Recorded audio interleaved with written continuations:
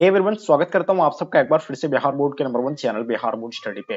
जी हाँ दोस्तों, यानी आज के क्लास में हम लोग कवर करेंगे इंटरमीडिएट एग्जामिनेशन 2023 के एग्जाम के लिए। जैसे कि आप लोगों का पॉलिटिकल साइंस का एग्जाम जो है 6 फरवरी को होना है, यानी 1 फरवरी से आप लोग का एग्जाम जो है स्टार्ट है। ठीक है, तो सभी बच्चों का जो है बिल्कुल आप लोग का ऑब्जेक्टिव का तैयारी सभी बच्चों का ऑलमोस्ट हो भी गया होगा, और काफी बच्चों का डिमांड था कि सर हम लोग को जो है सब्जेक्टिव तैयारी नहीं हो पाई है और सब्जेक्टिव क्वेश्चन गैस यानी क्वेश्चन हम लोग को यानी प्रोवाइड कीजिए। तो डियर स्टूडेंट, आपको बता दें कि इसमें हम लोग जैसे ऑब्जेक्टिव एंड सब्जेक्टिव दोनों को कवर करने वाला है। इसमें सभी गैस क्वेश्चन हम लोग लेकर के आए हैं। अगर आपकी तैयारी नहीं हो पाई है, अपने तैयारी को लेकर आप अगर बहुत ही ज्यादा चिंतित है तो आप निश्चिंत हो जाइए, क्योंकि आपको जो है पॉलिटिकल साइंस के गैस क्वेश्चन यानी सब्जेक्टिव एंड ऑब्जेक्टिव आपको मिलने वाला है। ठीक है, कई अनुभवी शिक्षकों द्वारा मिलकर हम लोग ये तैयार किए हैं। ठीक है, और आपको बता दें कि इसमें जितने सारे वीवीआई ऑब्जेक्टिव क्वेश्चन है, ठीक है, वो आपको कमेंट करके बताना है कि इन क्वेश्चन में यानी 50 वीवीआई ऑब्जेक्टिव क्वेश्चन होगा, इसमें से आपको यानी कितने क्वेश्चन का आंसर दे पाते हैं कमेंट करके आप लोग जरूर बताइएगा।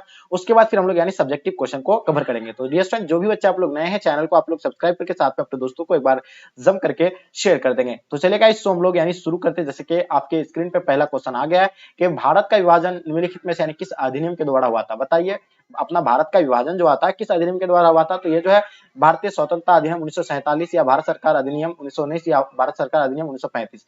तो सब जानते हैं कि भारत स्वतंत्रता अधिनियम 1947 के तहत जो अपना भारत आजाद हुआ था। तो इसका आंसर आपका सी बिल्कुल राइट आंसर हो जाएंगे। चलिए क्वेश्चन नंबर 2 नंबर क्वेश्चन देखिए, निम्नलिखित में से यानी किसने प्रथम प्रधानमंत्री के रूप में पंडित जवाहरलाल नेहरू को जो है शपथ दिलाया था? देखिए, पंडित जवाहरलाल नेहरू को जो है शपथ जो है यानी कौन दिलाया था? तो वो जो थे यानी लॉर्ड माउंटबेटन ने दिलाए थे। तो इसका आंसर आपका लॉर्ड माउंटबेटन, आपका ऑप्शन आपका ए बिल्कुल परफेक्ट आंसर हो जाएंगे। जो भी बच्चे आप लोग लॉर्ड माउंटबेटन बता रहे हैं, बिल्कुल आप सभी बच्चों का आंसर जो है बिल्कुल परफेक्ट होंगे। ठीक है, नेक्स्ट क्वेश्चन की ओर चलते हैं। क्वेश्चन नंबर 3, भारत में प्रथम पंचवर्षीय योजना का कार्यकाल कब से कब तक रहा है? देखिए, प्रथम पंचवर्षीय योजना 1951 से लेकर 1956 तक हुआ था, क्योंकि पंचवर्षीय योजना जो होता है यानी 5 वर्ष पे होता है, और सबसे पहला यानी 1951 से लेकर कब तक चला था? 1956 तक चला था। ठीक है, क्वेश्चन दूसरा देखेंगे, निम्न में से यानी कौन संघ सूची का विषय है? तो बताइए, इनमें से जो है कौन सा यानी संघ सूची का विषय है? पुलिस, रक्षा, न्याय, फौजदारी विधि और प्रक्रिया। तो बिल्कुल आप लोग को पता होगा रक्षा, बिल्कुल इसका आंसर आपका परफेक्ट आंसर हो जाएंगे। ठीक है, नेक्स्ट क्वेश्चन की ओर चलते हैं। क्वेश्चन नंबर 5, वह कौन देश है जहां एचआईवी एड्स से 3 व्यक्तियों को एक पीड़ित है? तो बताइए, ये अपना भारत का ही है, ये ऑलरेडी हम लोग सारा पढ़ रखे हैं। ठीक है, तो इसका आंसर आपका ए बिल्कुल राइट आंसर हो जाएंगे। चलिए क्वेश्चन देखेंगे 6 नंबर क्वेश्चन,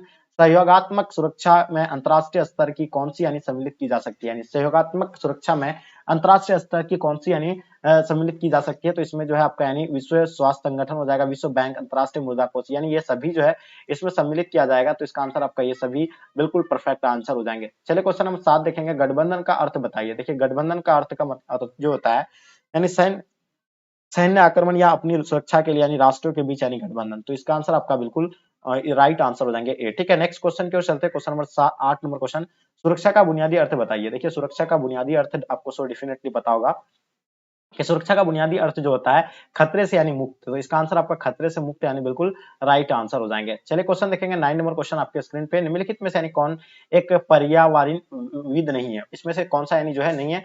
तो सुनीता नारायण है, मेधा पाटकर भी है, आर के पचौरी है, अरविंद केजरीवाल जी नहीं है। तो इसका आंसर आपका अरविंद केजरीवाल राइट आंसर हो जाएंगे। क्वेश्चन नंबर 10 देखेंगे, क्योटो प्रोटोकॉल भारत पर यानी भारत कब हस्ताक्षर किया था? बताइए, क्योटो प्रोटोकॉल पर भारत जो है कब हस्ताक्षर किए थे? तो ये आप लोगों को बिल्कुल पता होगा, 2002 में जो है ये हस्ताक्षर हुआ था। तो इसका आंसर आपका 2002 राइट आंसर हो जाएंगे। चलिए क्वेश्चन देखेंगे आपके स्क्रीन पे 11 नंबर क्वेश्चन, कश्मीर के भारत में विलय पर यानी किसने यानी आपत्ति दी थी? बताइए, कश्मीर के भारत में विलय पर यानी किसने आपत्ति है की थी? तो इसमें जो है हुर्रियत कॉन्फ्रेंस ने जो है इसमें आपत्ति की थी। तो इसका आंसर आपका बिल्कुल परफेक्ट आंसर हो जाएंगे। चलिए क्वेश्चन नंबर 12 आपके स्क्रीन पे, भारत के मतलब उत्तर सा पूर्वी क्षेत्र में असम का भाग कटकर सबसे पहले कौन सा राज्य बना था? तो बताइए, इसमें से कौन सा भाग बना था? तो नागालैंड बना था, कट करके जो है कौन बना था यानी नागालैंड बना था। तो इसका आंसर आपका नागालैंड बिल्कुल परफेक्ट आंसर हो जाएंगे। क्वेश्चन देखेंगे 13 नंबर क्वेश्चन आपके स्क्रीन पे, विरहित नागालैंड के आंदोलन का कौन समर्थक है? बताइए, नागालैंड के आंदोलन का जो समर्थक है इनमें से यानी कौन सा होगा? तो बिल्कुल आप लोगों को पता होगा, इजाक जो है बिल्कुल इसका समर्थक में थे। तो इजाक बिल्कुल इसका आंसर आपका परफेक्ट आंसर हो जाएंगे। ठीक है, नेक्स्ट क्वेश्चन की ओर चलते हैं। क्वेश्चन नंबर आपके स्क्रीन पे, क्वेश्चन नंबर 14, वह कौन सा राज्य है राज्य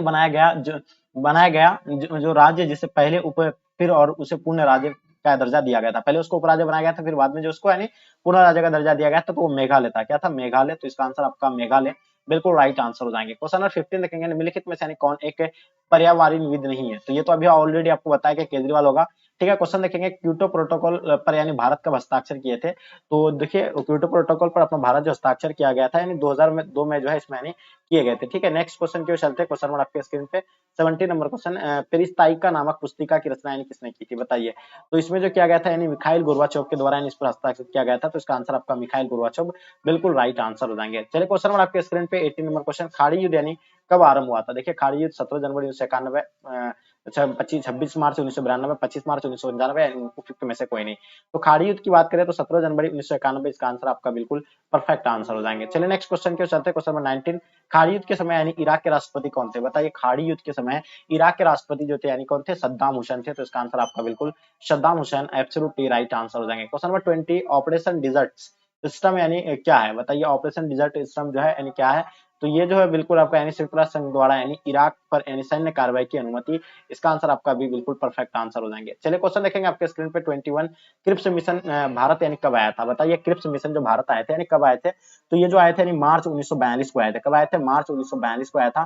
तो इसका आंसर आपका मार्च 1942 एब्सोल्युटली राइट आंसर हो जाएंगे। ठीक है, नेक्स्ट क्वेश्चन की ओर चलते हैं। क्वेश्चन नंबर आपके स्क्रीन पे 22 नंबर क्वेश्चन, 1947 ईस्वी में कांग्रेस के अधिवेशन में किस देश के विभाजन को यानी स्वीकार करने का यानी प्रस्ताव लाया गया था। तो जो है गोविंद वल्लभ पंत यानी बिल्कुल इसका आंसर आपका परफेक्ट आंसर हो जाएंगे। ठीक है, चलिए नेक्स्ट क्वेश्चन की ओर चलते हैं। क्वेश्चन नंबर 23, स्वतंत्र भारत के प्रथम गृह मंत्री यानी कौन थे।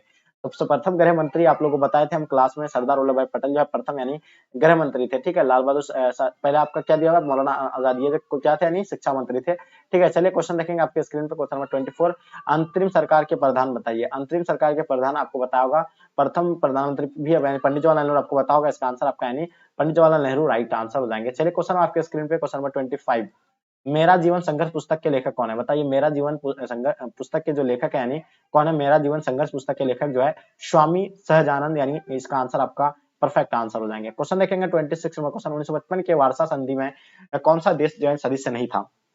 1955 के वार्सा संधि में कौन सा देश जो है सदस्य नहीं था। तो इसमें जो है कौन सा सदस्य नहीं होगा, तो पश्चिमी जर्मनी जो है इसका सदस्य नहीं होगा। तो इसका आंसर पश्चिमी जर्मनी राइट आंसर हो जाएंगे। क्वेश्चन नंबर 27, यानी श्वेत संघ के विभाजन के बाद रूस का यानी प्रथम निर्वाचित राष्ट्रपति यानी कौन था बताइए। श्वेत संघ के विभाजन के बाद रूस का यानी प्रथम निर्वाचित राष्ट्रपति जो थे यानी कौन थे, यल्तसिन। इसका आंसर आपका परफेक्ट आंसर हो जाएंगे। Yeltsin will be the right answer हो जाएंगे। चलिए क्वेश्चन देखेंगे आपके स्क्रीन में 28, स्टालिन संविधान कब लागू हुआ था बताइए। स्टालिन संविधान जो लागू किया था यानी 1936, 1924, 1977, 1999। तो बिल्कुल इसका आंसर आपका 1936 राइट आंसर हो जाएंगे। ठीक है, नेक्स्ट क्वेश्चन की ओर चलते हैं। क्वेश्चन नंबर आपके स्क्रीन पे 29, किस देश के प्रभुत्व से यानी एक ध्रुवता यानी कायम हुई थी बताइए।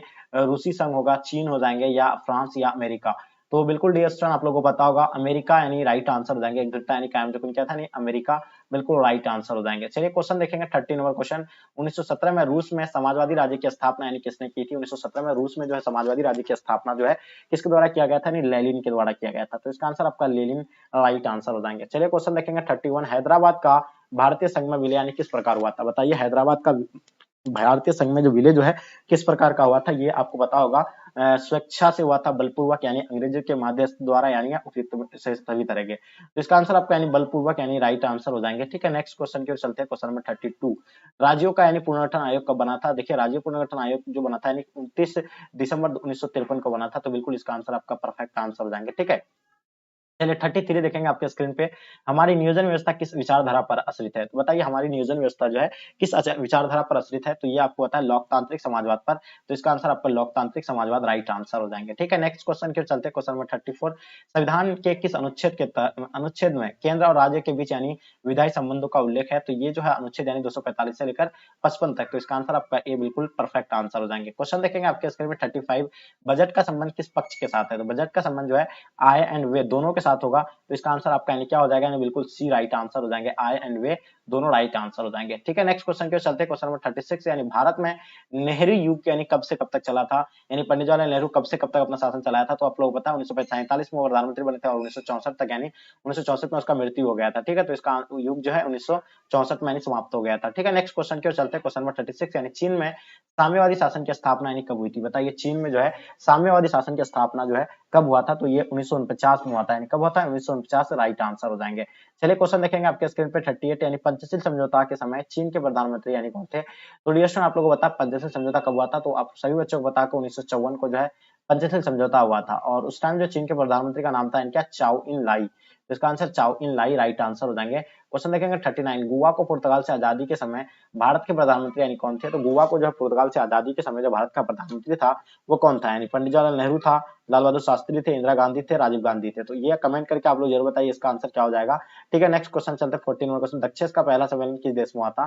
तो दक्षेस का पहला सम्मेलन आपको पता है बांग्लादेश में हुआ था। और कब? यानी मतलब इसका दक्षेस का स्थापना कब हुआ था? 1985 को हुआ था। और एक चीज बता दें आपको, पहले इसमें 7 देश था बट एक जो है बाद में यानी जोड़ा गया है, अभी मिला करके यानी 8 हो गया। ठीक है, कितना हो गया?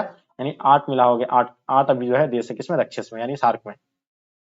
बाद में अफगानिस्तान आया था। क्वेश्चन देखेंगे 41, भारतीय जनता पार्टी किस पार्टी का पूर्ण जन्म कहा जाता है? देखिए भारतीय जनता पार्टी का पुराना नाम जो था क्या? भारतीय जनसंघ था, और इसी को जो है क्या यानी भारतीय जनता पार्टी नाम दिया गया है। चलिए आगे देखेंगे आपके स्क्रीन पे 42, भारतीय राजनीतिक दलीय व्यवस्था को यानी किस श्रेणी में रखा गया है? तो भारतीय दलीय व्यवस्था को जो है यानी बहुदलीय व्यवस्था श्रेणी में रखा गया है, यानी बहुदलीय इसका आंसर आपका परफेक्ट आंसर है। 43, धर्मनिरपेक्षता का अर्थ बताइए। देखिए धर्मनिरपेक्षता का अर्थ जो होता है सभी धर्मों का यानी समान आदर, तो इसका आंसर आपका सभी धर्मों का समान आदर बिल्कुल राइट आंसर हो जाएंगे। क्वेश्चन देखेंगे 44, किस वायसराय ने बंगाल विभाजन किया था? बताइए किस वायसराय ने बंगाल विभाजन किया था?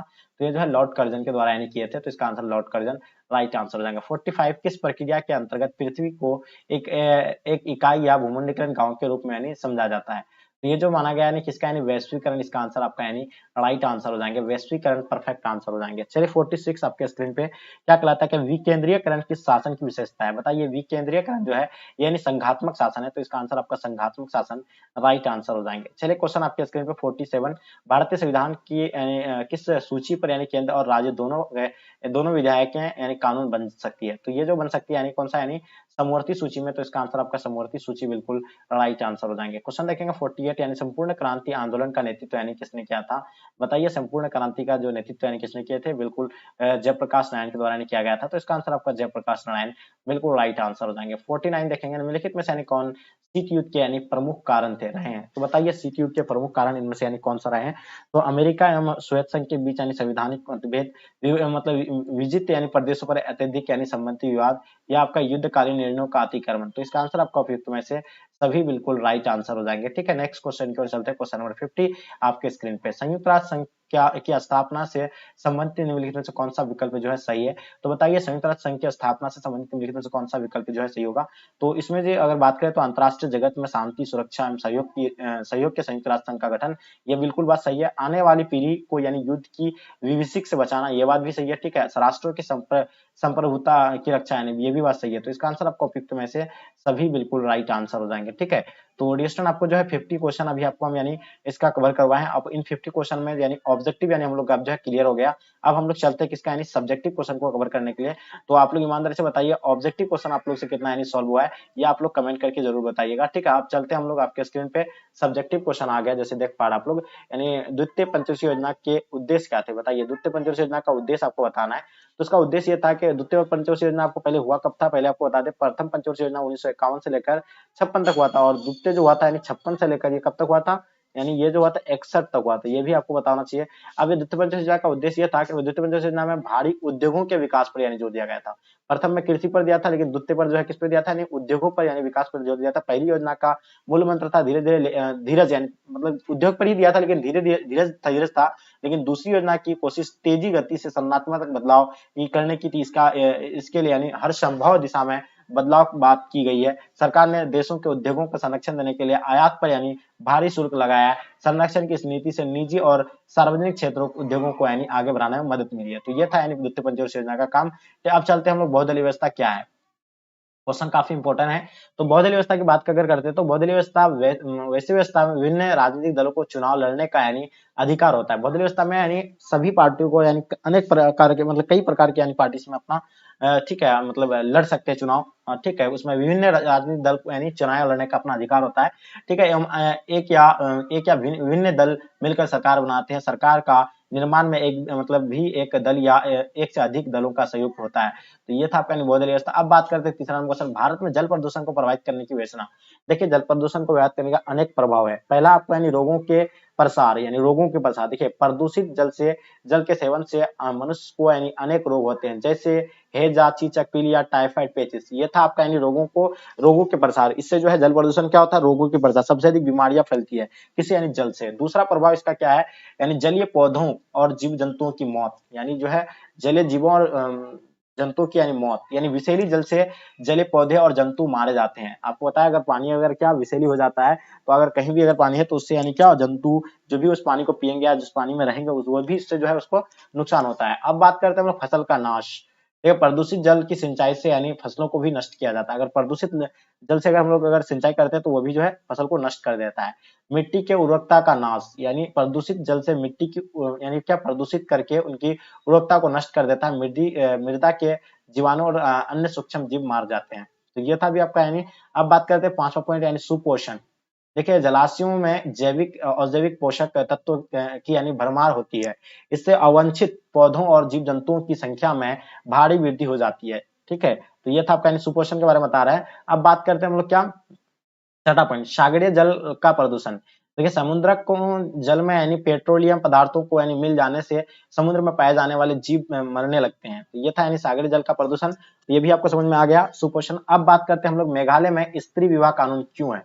देखिए मेघालय जो है, मेघालय में एक मतलब प्रथा वहां का प्रचलित है और एक कानून बन गया है। मेघालय में आदिवासी समाज में स्त्रियों के विवाह के पश्चात मायके में रहना होता है। अगर स्त्री का शादी हो जाता है तो हम लोग इधर क्या है कि अगर शादी हो जाता है तो वो कहाँ ससुराल चले जाते हैं, लेकिन वहां जो है मेघालय का एक प्रचलित यानी आदिवासी समाज में होता है, शादी करने के बाद वो कहाँ रहेंगे, यानी मायके यहाँ रहता है। और ऐसा वहां का के समाज की परंपरा के कारण होता है, इसलिए यह कानून बन गया है। तो ये भी आपको समझ में आ गया। बहुत ही काफी इंपॉर्टेंट क्वेश्चन है। क्वेश्चन नंबर 5, जनसंख्या वृद्धि से आप क्या अभिप्राय है। देखिए जनसंख्या वृद्धि जो है अभिप्राय यह है कि एक निश्चित समय में निश्चित स्थान पर होने वाला जनसंख्या संबंधित परिवर्तन को दर्शाता है। इस परिवर्तन प्रतिशत व्यक्ति की जाती है। जनसंख्या वृद्धि की दर कहा जाता है। संसार की जनसंख्या की वर्तमान वृद्धि 1.4% है। ठीक है, निश्चित समय में। आप देखिए जनसंख्या आप कैसे निकाल सकते हैं, निश्चित स्थान, निश्चित जगह में, निश्चित स्थान पर होने वाला जनसंख्या संबंधित परिवर्तन को ही जनसंख्या वृद्धि कहेंगे। ठीक है, क्वेश्चन नंबर देखेंगे 6 नंबर क्वेश्चन, आधुनिक निर्माण उद्योग की प्रमुख विशेषता क्या है। देखिए आधुनिक निर्माण उद्योग की प्रमुख विशेषता की बात करें तो निम्न है।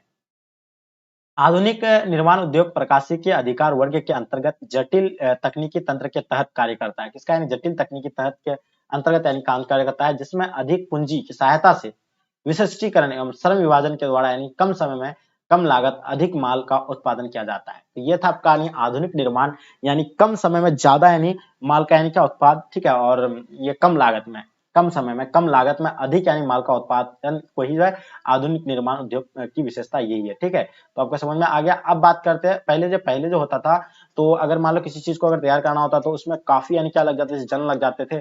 जन तो लगता ही था, लेकिन साथ साथ में उसका समय जो है बहुत ज्यादा वेस्ट हो जाता था। लेकिन अभी जो है आधुनिक निर्माण उद्योग की विशेषता के तहत अभी हम लोग को कुछ भी एहसास नहीं होता है। ठीक है, 7 नंबर क्वेश्चन, जल परिवहन के क्या लाभ है। देखिए जल परिवहन के अनेक लाभ है, आपको बता दें।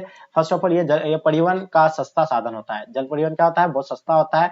और क्योंकि इसमें यानी ऊर्जा की लागत यानी कम होती है, इसमें बहुत ऊर्जा की लागत जो है कम होती है। इसमें भारी सामान आसानी से ढोया जा सकता है। इसमें क्या होता है, भारी सामान बहुत आसान तरीका से यानी धो सकते हैं। इसका रख रखाव नहीं करना पड़ता है, इसका मतलब रख रखाव कहीं नहीं करना पड़ता है। ठीक है, और जल मार्गों के लिए यानी पटरी अथवा सड़कें की भांति मार्ग नहीं बनना पड़ता है। यानी किसमें, ये आपका यानी जल परिवहन के लाभ था। इसमें कोई भी ट्रैफिक वगैरह का भी कोई खतरा नहीं रहता है, कोई दिक्कत नहीं, आप बिल्कुल आसान तरीका से पार सकते हैं। अब बात करते हैं हम लोग क्वेश्चन नंबर 8, मेट्रो रेल क्या है। काफी इंपॉर्टेंट क्वेश्चन है और स्टूडेंट आई होप आपका क्वेश्चन आपको यानी बिल्कुल आपसे यानी बन जाएंगे। देखिए मेट्रो रेल क्या है, मेट्रो रेल भूमि के अंदर से कोलकाता एवं दिल्ली जैसे महानगर में प्रदूषित मुक्त आधुनिक यानी स्वचालित यानी गाड़ी नियंत्रण प्रणाली एवं यात्री नियंत्रण प्रणाली से यानी लेश होकर विद्युत चालित रेलगाड़ी का परिचालन किया गया है। ठीक है, तो आपको यानी बिल्कुल मेट्रो रेल कहाँ है, सबसे अधिक यानी कोलकाता और दिल्ली महानगर प्रदूषित मुक्त यानी है जो स्वचालित मिट्टी के अंदर से चलती है। ठीक है, तो ये मेट्रो रेल ये था। तो डियर स्टूडेंट,